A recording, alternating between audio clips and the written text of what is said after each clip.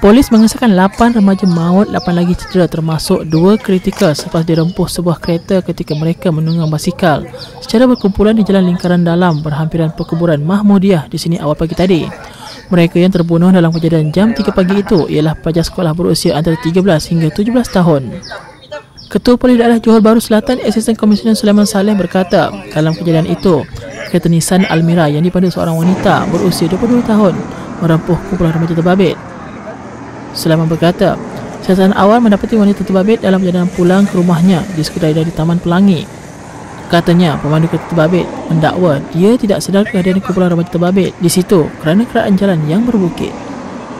Kejadian kemalangan yang melibatkan 8 budak, 8 kanak-kanak remaja yang terbunuh dalam satu pemenangan jalan raya. Di mana tempat kejadian ada jalan lingkaran dalam bersebelahan dengan kuburan tanah kuburan Mahmudiyah di Johor Bahru Selatan. So, kejadian berlaku bukan pukul 3 pagi. Pukul 3 pagi yang mana sebuah motorkar daripada arah Taman Pelangi nak balik menghala ke Skudai dipandu oleh seorang perempuan Cina berumur 22 tahun. Apabila dia tiba di tempat kejadian, dapati sekumpulan remaja bukan dalam 30 ke 40 orang yang mana memiliki basikal yang telah diubah suai dan berada di menutupi jalan di sepanjang jalan tu. Kita tak tahu tujuan dia sama untuk berlumba ke untuk apa dah. Kita tak pasti, kita akan di dalam siasatan lagi. Dan dia tak sempat untuk mengawal kenderaan dia kerana jalan tu kalau kita tengok daripada Taman Pelangi mengalir ke Skudai, dia naik bukit kemudian dia turun bukit. Dan dah berlakulah kemalangan dan 8 orang remaja terbunuh di tempat kejadian dan 2 masih lagi kritikal di zon kritikal zon merah, pelajar, dan 6 orang lagi cedera setakat ni. Jadi yang kita kena pasti remaja ni berumur antara 13 tahun hingga 17 tahun. Dan yang kita kena pasti setakat ini 6 orang adalah pelajar sekolah menengah.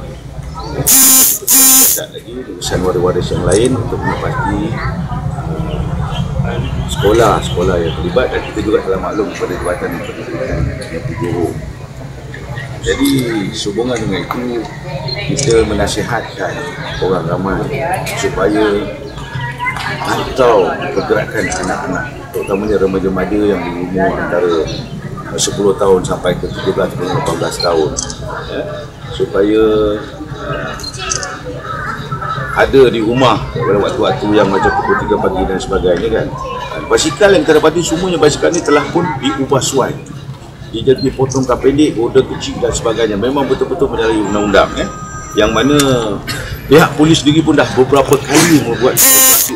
Sepanjang tahun lepas kita telah buat operasi sebanyak 28 operasi dan kita dah menyita sebanyak 37 buah basikal yang telah diubah suai. Dan pada tahun ni saja, pada Januari sampai hari ini kita dah buat 5 kali operasi dan kita dapat sita 17 basikal. Kebanyakan yang diorang apabila pihak polis sampai diorang bertebaran lari.